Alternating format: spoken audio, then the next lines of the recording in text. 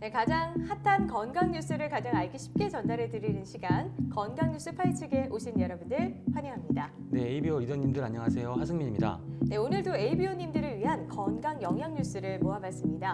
그럼 바로 첫 번째 뉴스부터 진행해 볼까요? 네, 오늘 제가 첫 번째 준비한 내용은요.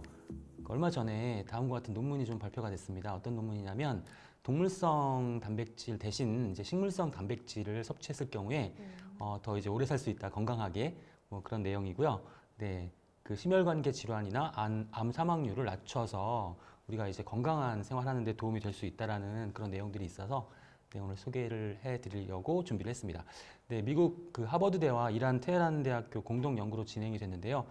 기존 그 연구 결과들 32건을 대상으로 이제 조사를 했고요. 그 연구의 그 대상 인원이 71만여 명, 그리고 기간은 뭐 3년에서 30년 동안 이제 섭생과 수명 관련된 그런 관련성들을 조사했는데, 우리가 이제 육류의 섭취를 줄이고 콩이나 견과류 혹은 통곡물 등과 같은 식물성 단백질 섭취를 3% 늘릴 때마다 조기 사망 위험률이 5%씩 감소한다라는 그런 결과입니다. 그래서 지금 이제 이 논문의 발표 날짜가 2020년 5월 20일이니까 그 최근의 논문이라고 할 수 있겠죠. 네. 그래서 또 이제 그 이후에 한두 달 후에 또 유사한 논문이 또 발표가 됐어요. 어떤 논문이 발표가 됐냐면 이제 7월 달에 이제 올해 7월 달에 발표된 내용인데 또 비슷한 내용입니다. 그러니까 식물성, 동물성 단백질 섭취와 사망률 간의 그런 상관관계를 좀 밝힌 그런 내용인데, 그 내용을 좀 살펴보면 그 미국 국립암연구소에서 진행된 그런 연구이고요. 장노년 인구 41만여 명을 대상으로 해서 식단과 생활습관 데이터를 분석을 했습니다. 그래서 우리가 이제 보통 이제 하루 동안 섭취한 열량을 100이라고 봤을 때 그 중에 한 3% 정도를 이제 식물성 그 식품으로 대체를 하면 이제 사망 위험률이 10% 이상 감소됐다라는 그런 결과가 나왔고요. 특히 이제 육류 섭취가 많았던 분들이 이제 육류 섭취를 줄이고 식물성 식품으로 섭취를 대체하면 이 사망률의 감소가 훨씬 더 높았다라는 거거든요. 그러니까 이제 보통 일반적인 식사를 하시던 분들보다 육류 섭취가 많으셨던 분들의 그 사망률 감소 폭이 남성은 24%, 여성은 21% 정도로 이렇게 나타났기 때문에 지금 만약에 동물성 식품 위주의 식생활 하시는 분들, 육류를 많이 섭취하시는 분들은 가능하면 좀 이제 육류 섭취를 좀 줄이시고 또 식물성 식품, 식물성 단백질의 섭취를 증가시키시는 것이 이제 건강에 도움이 많이 되지 않을까 이렇게 말씀을 드리고 싶네요. 네. 네, 지금 대표님의 말씀처럼 식물성 단백질의 중요성을 여러분들도 인식하셔서 식물성 단백질을 섭취하셨으면 좋겠습니다. 네, 다음 소식은요, 뇌에 대한 소식입니다. 장 면역세포가 뇌에서 발견되었다는 기사인데요. 네네. 구체적으로 어떤 내용이죠? 네, 이번에 제가 말씀드릴 내용은 이제 장의 건강과 뇌 건강이 연결되어 있다는 내용이에요. 그러니까 우리가 이제 그 장의 건강에 대해서 지금까지 이제 여러 가지 연구를 통해서 밝혀진 부분이 우리 장내에 서식하는 어떤 미생물들에 의해서 우리 신체의 전반적인 건강이 좌우될 수 있다, 그런 내용들이 많이 알려져 있습니다. 뇌도 마찬가지고요. 장의 건강이 뇌의 건강에도 영향을 미친다. 심지어는 그 뇌의 작용, 활동, 그러니까 이제 어떤 감정적인 측면에까지 우리 몸에 서식하는 미생물들이 영향을 미친다라는 그런 결과들도 지금 나오고 있어서 이 부분이 이제 우리 그 프로바이오틱스라든가 우리 장내 미생물 환경이 상당히 중요하다는 점은 많이 이제 알고도 계실 텐데요. 그래서 어떤 내용이냐면 2020년 11월, 그러니까 지난달에 이제 발표된 그런 논문이에요. 그래서 이제 IgA라고 하는 이게 면역 글로불린 그래가지고 이제 항체인데요. 이 항체를 만들어내는 세포가 이제 형질세포라는 그런 세포가 있는데, 그런 세포가 사실은 이제 장내에서 이제 발견이 됐었거든요. 그런데 이제 요번에 뇌 수막에서 이제 그 발견이 되었다라는 겁니다. 그러니까 뇌 수막은 뭐냐면 우리 이제 뇌는 이제 그 보호를 받아야 되기 때문에 이 두개골 안에 있잖아요. 네. 두개골 안에 두개골하고 뇌 사이에 이제 막이 있어요. 세 겹의 이제 방수막이 있어요. 그걸 우리가 뇌 수막이라고 해요.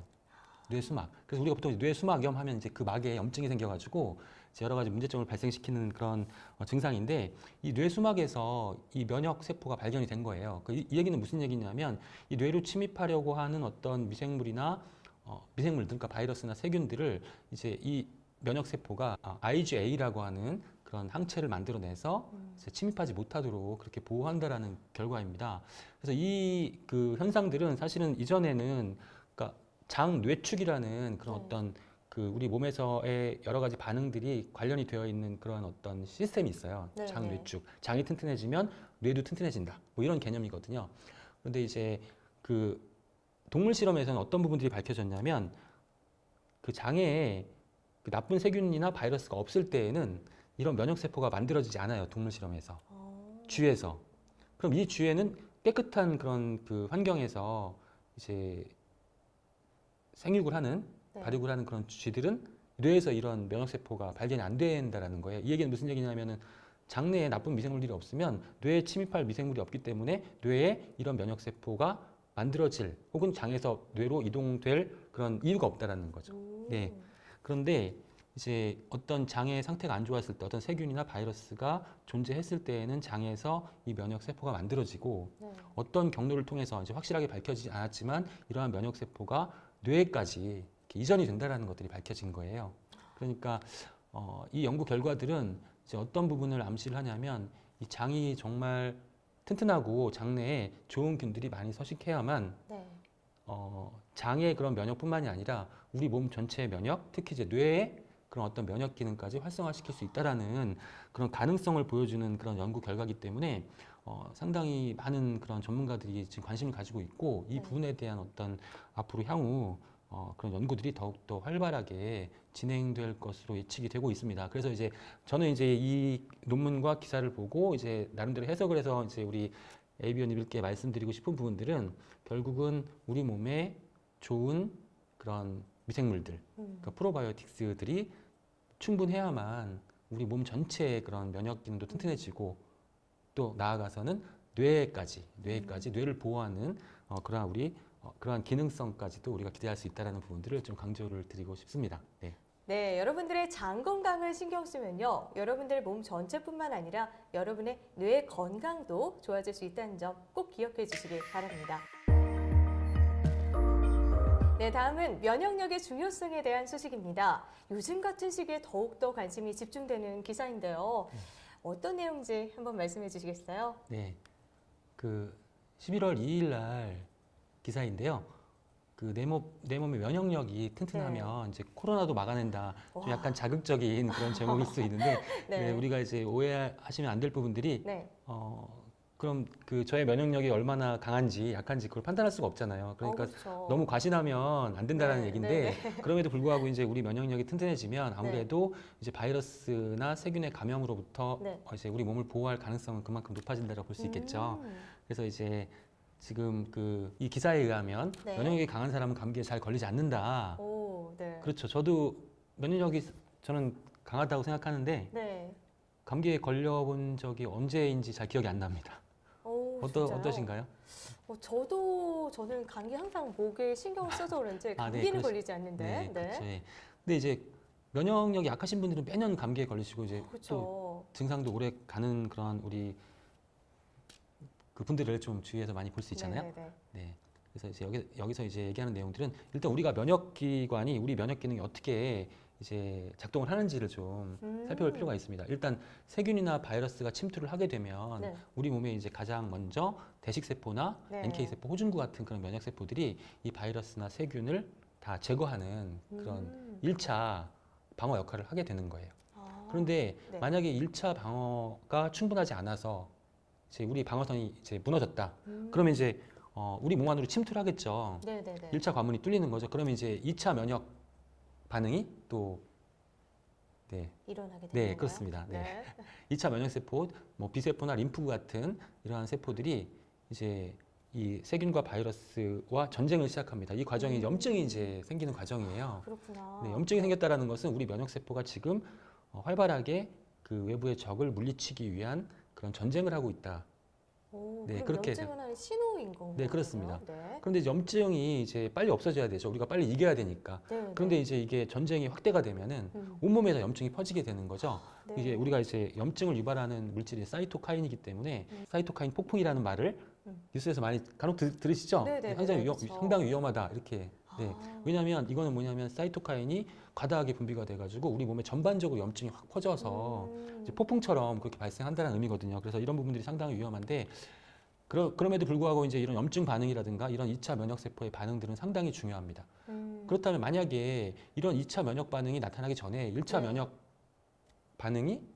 면역 기능이 강하다면 2차까지 우리가 갈 필요가 없다라는 거예요. 필요 없다는 거죠. 네. 지금 이 기사에서 이제 강조하는 내용이 그런 부분들입니다. 그래서 1차 면역 기능을 우리가 강화하기 위해서는 어떠한 그런 관리가 필요한가라는 부분에서 지금 이제 제안하는 부분이 비타민 C라든가 뭐 아연, 셀레늄과 같은 이러한 비타민 미네랄들을 우리가 평소에 충분히 잘 섭취하면 우리가 1차 면역 기능을 튼튼하게 유지해서 그 어떤 그런 감염의 피해로부터 우리 몸을 이제 피해를 최소화할 수 있는 그런 대안이 될 수 있다라고 이제 주장을 하고 있습니다. 네. 그래서 이제 이 내용들을 이 기사의 내용들을 이제 간략하게 정리를 해보면 비타민 D 같은 경우에는 항균 활성 펩타이드, 그러니까 이제 항균 세균이나 바이러스를 억제하는 펩타이드, 단백질 성분을 만들어낸다라고 하는데 이제 네. 대표적인 것이 카델리시딘이라고 하는 성분인데 이 카델리시딘은 비타민 D가 나오면 카델리시딘이 생성된다. 네. 이게 자연히 따라 나오는 그런 부분이기 때문에 뭐 기억해 두시면 앞으로 자주 보실 수 있을 거예요. 전반적인 면역력 증강에 도움이 되고요. 우리나라 사람들 평균 혈중 비타민 농도가 이제 30 정도 되거든요, 수치로. 그런데 30은 좀 부족하다라고 보고 40 이상이면 면역 기능이 활성화될 수 있다라고 합니다. 그래서 이 40 이상으로 우리가 이제 비타민 D의 농도를 증가시키기 위해서는 초기에 3,000에서 4,000 IU 정도 고농도의 비타민 D를 섭취하시거나 아니면 그보다 더 농도가 높은 비타민 D 주사를 맞는 경우를 네, 맞으실 것을 추천을 하는 거예요. 네. 경우에 따라서는. 근데 3,000, 4,000 IU가 상당히 많은 양이에요. 우리 보통 이제 성인 권장량이 400이기 때문에 권장량의 10배에 해당하는 그런 고용량을 섭취하는 것을 이제 제한을 하고 있는 거고요. 비타민 C의 경우에는 뭐 우리 면역 세포 중에 대식 세포나 NK 세포를 활성화해서 염증 반응 억제하고 그다음에 감기나 독감 같은 경우에는 증상을 완화시키는 그런 효과가 이제 검증이 되었어요. 여러 가지 그런 연구 논문을 통해서. 그 인터페론을 생성을 해서 인터페론 바이러스 증식을 억제하는 데 도움이 되고요. 이제 바이러스 억제를 하기 위해서는 하루에 6g을 3회에 나눠 섭취해라 이렇게 제안을 하고 있는데 6g이라고 그러면 이제 6,000mg이라서 하루 권장량이 100mg인 걸 감안하면 권장량의 60배 정도를 3회에 나눠 섭취하라는 것을 이제 권장을 하고 있는 겁니다. 네. 그리고 이제 셀레늄 같은 경우에는 셀레늄 아연 같은 경우에는 대식 세포나 NK 세포를 활성화시키고 또 여러 가지 염증 반응을 억제하는 그런 효과를 기대할 수 있기 때문에 우리가 이제 이 셀레늄 아연을 포함해서 앞서 말씀드렸던 비타민과 지금 미네랄들을 충분하게 섭취하시는 그러한 건강 관리가 필요하다라고 강조를 하고 있습니다. 네. 네. 대표님 말씀처럼 면역력을 강화하기 위해서는 비타민 D, 그리고 비타민 C, 그리고 셀레늄, 아연을 여러분들이 섭취하셔서 여러분들 건강을 지키셨으면 좋겠습니다. 네, 다음 뉴스는요. 조금 생소한 단어가 아닐까 싶은데요. 이 엉덩이 기억상실증이 뭐죠? 네, 엉덩이 기억상실증 기사 그 제목이 상당히 재밌습니다. 네.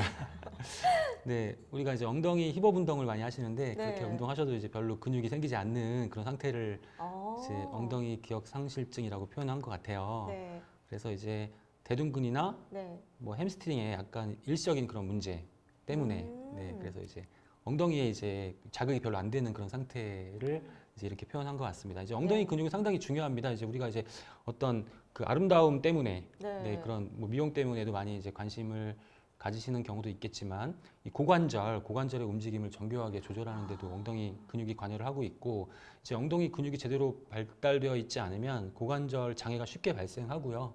그다음에 이제 허리 통증 혹은 골반이 틀어지기도 네. 한다고 합니다. 그리고 이제 허리 디스크가 더 오히려 악화될 수 있는 그런 위험성도 있다고 해서 우리가 엉덩이 근육이 상당히 중요하다. 그래서 엉덩이 근육을 발달시키는 운동도 꼭 네. 필요한데요. 만약에 내가 이제 엉덩이 그 기억 상실증이다. 그러면 이제 운동 효과가 없잖아요. 네, 네, 어떻게 네. 확인할까? 네. 엎드린 상태에서 다리를 이렇게 뒤로 들어 올렸을 때 네. 이 허벅지 쪽은 딱딱해지는데 엉덩이가 딱딱해지지 않으면 내 엉덩이에 지금 자극이 안 되고 있다라는 그런 증거라고 합니다. 여러분들도 확인해 네. 보십시오. 네, 확인 한번 해보시고요. 그러면 이제 이러한 그 상태를 어떻게 이제 개선을 할까? 네. 이제 스쿼트 같은 거 있잖아요. 스쿼트 네, 할 때 엉덩이를 뒤로 최대한 빼시고, 네, 이렇게 하셔야만 엉덩이 자극이 될 수 있다라고 하고요. 네. 그 다음에 누운 상태에서 무릎을 90도로 굽히신 다음에 발을 땅에 대고, 네. 그 다음에 허리를 들어 올리시는 근데 이런 동작도 이제 이 엉덩이 근육을 자극하는데 도움이 된다라고 하고요. 또 조깅이나 빠른 걷기, 또 네. 걸으실 때 약간 보폭을 늘려서 이제 걸으시는 게 좋고요. 그래서 이제 이 엉덩이가 일시적으로 이제 자극이 안 되는 그런 상태이기 때문에 네. 이제 엉덩이의 어떤 엉덩이 근육의 발달을 위해서는 뭐 운동을 하실 때 항상 네. 엉덩이에 딱 신경을 쓰셔야 된다고 합니다.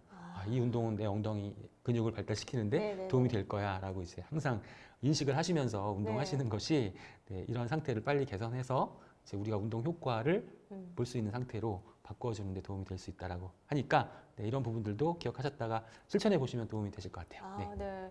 네, 건강 뉴스 파헤치기 오늘 저희가 준비한 내용은 여기까지입니다. 하 대표님과 함께하는 다음 방송에서도요, 건강과 영양에 대한 핫한 정보들로 채워올 테니까 꼭 시청해 주시기 바랍니다.